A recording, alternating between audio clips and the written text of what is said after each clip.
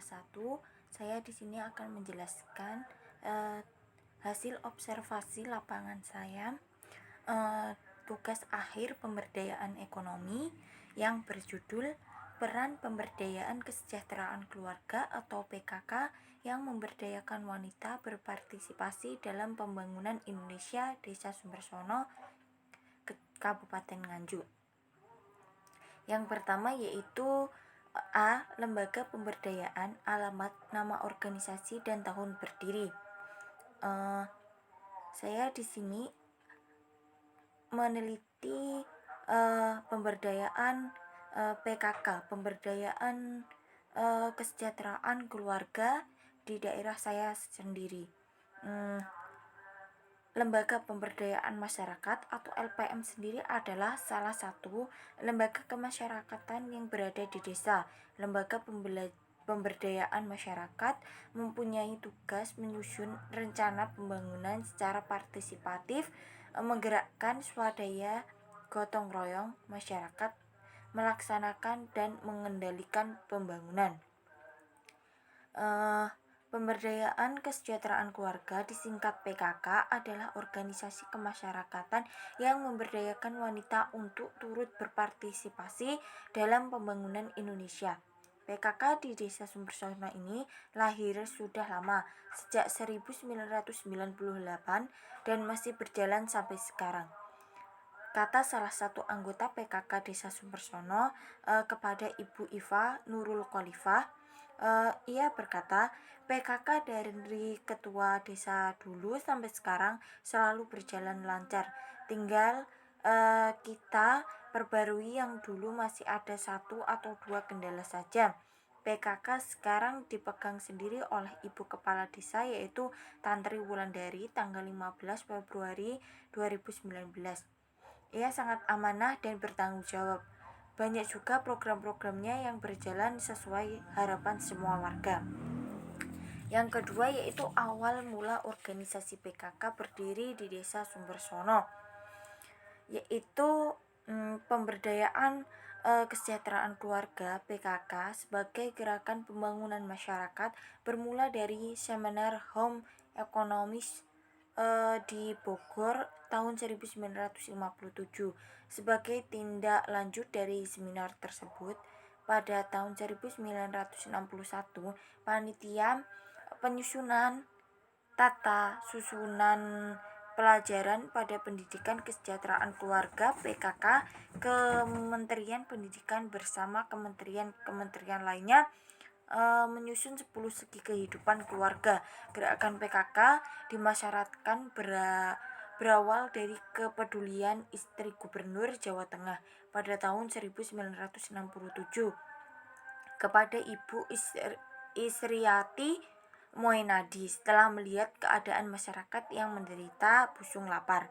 Upaya untuk meningkatkan kesejahteraan keluarga melalui 10 segi pokok keluarga dengan membentuk tim penggerak PKK di semua tingkatan yang keanggotaannya timnya secara melawan dan terdiri dari tokoh pemuka masyarakat, para istri kepala dinas atau jabatan dari istri kepala daerah sampai dengan tingkat desa dan kelurahan yang kegiatannya didukung dengan anggaran pendapatan dan belanja daerah. Kemudian hal yang mendasar antara lain adalah perubahan nama gerakan PKK dari Gerakan Pembukaan Kesejahteraan Keluarga menjadi Gerakan Pemberdayaan dan Kesejahteraan Keluarga. Dari asal mula PKK di Jawa tersebut, Kadis pertama Desa Sumbersono juga ikut mengajak warganya untuk membangun organisasi tersebut agar bisa mewujudkan berpartisipasinya kepada pembangunan Indonesia. Dan akhirnya Kadis pertama tersebut membentuk organisasi pemberdayaan kesejahteraan keluarga dan diteruskan sampai sekarang. Yang C yaitu latar belakangnya berdiri. Sesuai dengan era reformasi dan GBHN 1999, adanya paradigma baru pembangunan serta otonomi daerah berdasarkan Undang-Undang nomor 22 tahun 1999, maka tim penggerak PKK Pusat telah menyelenggarakan rapat kerja nasional luar biasa PKK pada tanggal 31 Oktober sampai dengan 2 November 2000 di Bandung yang menghasilkan pokok-pokok kesepakatan antara lain yaitu pengertian dan nomenklatur gerakan PKK berubah dari pembinaan kesejahteraan keluarga menjadi pemberdayaan kesejahteraan keluarga disingkat PKK. Hasil kesepakatan Rasek Maslu PKK tersebut selanjutnya ditetapkan menjadi Keputusan Menteri Dalam Negeri dan Otonomi Daerah Nomor 53 Tahun 2000 tentang Gerakan Pemberdayaan dan Kesejahteraan Keluarga PKK. Dengan dasar Kemendagri tersebut disusunlah Pedoman Umum Gerakan PKK sebagai panduan pelaksanaan Gerakan PKK sampai saat ini. Demikian sejarah singkat Gerakan PKK yang telah berkiprah selama lebih dari 3 dasawarsa dengan segala pengabdiannya. Yaitu yang D, selanjutnya hal yang mereka berdayakan. Pemberdayaan kesejahteraan keluarga PKK, mereka memberdayakan keluarga untuk meningkatkan kesejahteraan lahir batin menuju terwujudnya keluarga yang berbudaya, berbahagia, sejahtera, maju, mandiri, dan hidup dalam suasana harmonis yang dilandasi oleh keimanan dan ketakwaan kepada Tuhan Yang Maha Esa.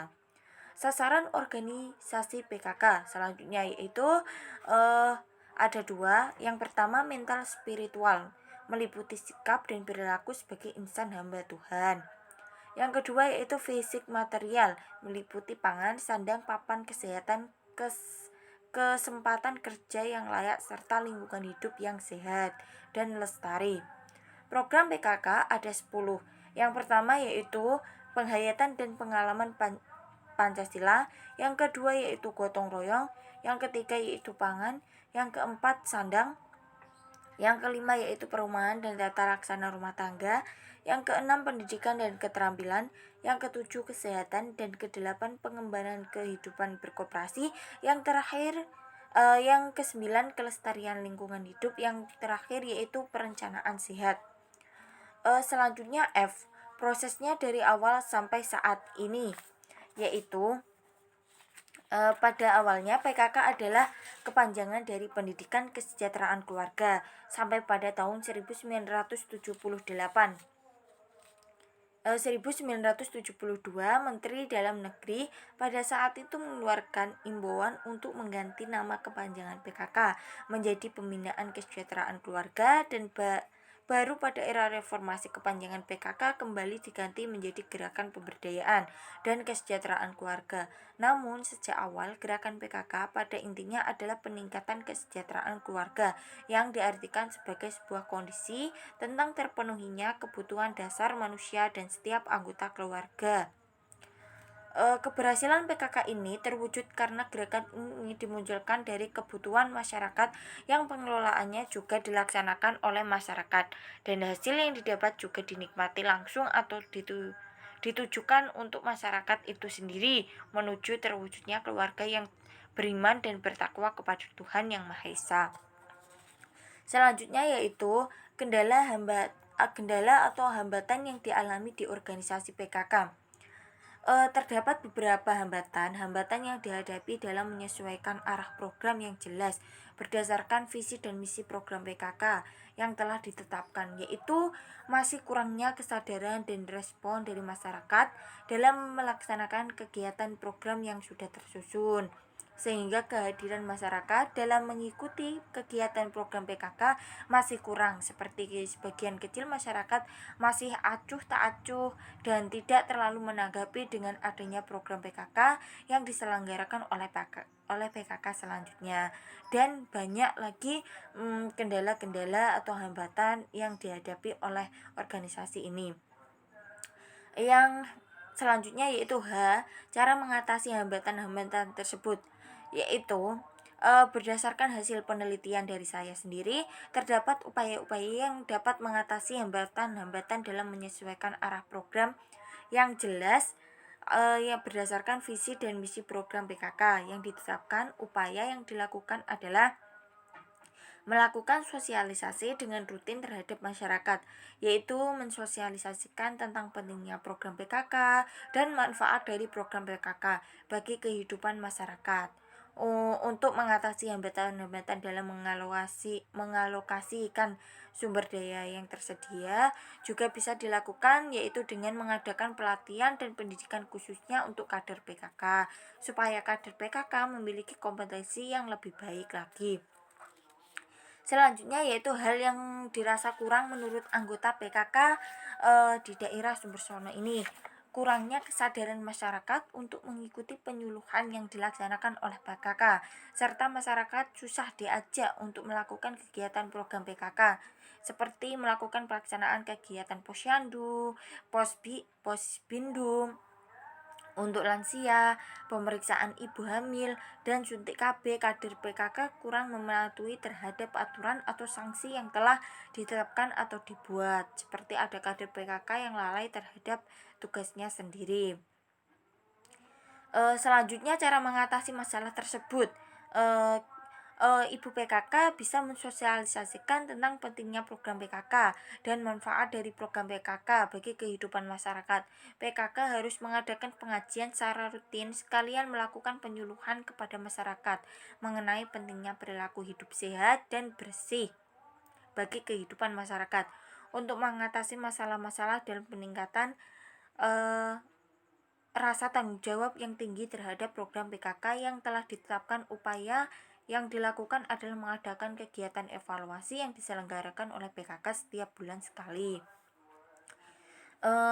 Yang K yaitu strategi keberhasilan yang dilakukan ibu-ibu PKK tersebut.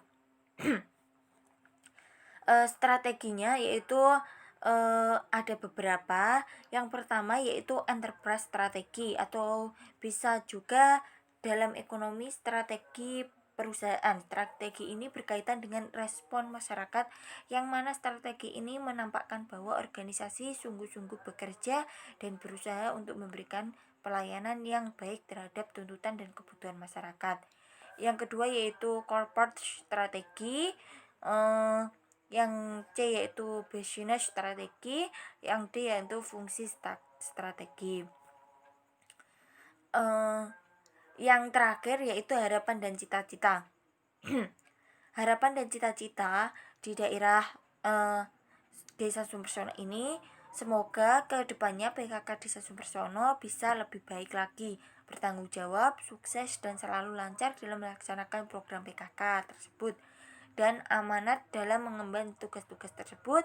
Dan dari masing-masing kita mempunyai kekurangan dan kelebihan di masing-masing bidang. Untuk itu saya berharap agar dengan itu semua kita bisa saling melengkapi sehingga semua tugas dapat terlaksana dengan baik. Kedepannya bisa menjadi satu tim yang solid, kompak, bekerja dengan penuh keikhlasan dan ketulusan. Sekian dari presentasi saya. Apa yang saya sampaikan semoga bermanfaat. Terima kasih juga untuk Ibu dosen Bu Eliza Silviana Miftah sudah membimbing hasil observasi saya sampai selesai. Sekian dari saya. Wassalamualaikum warahmatullahi wabarakatuh.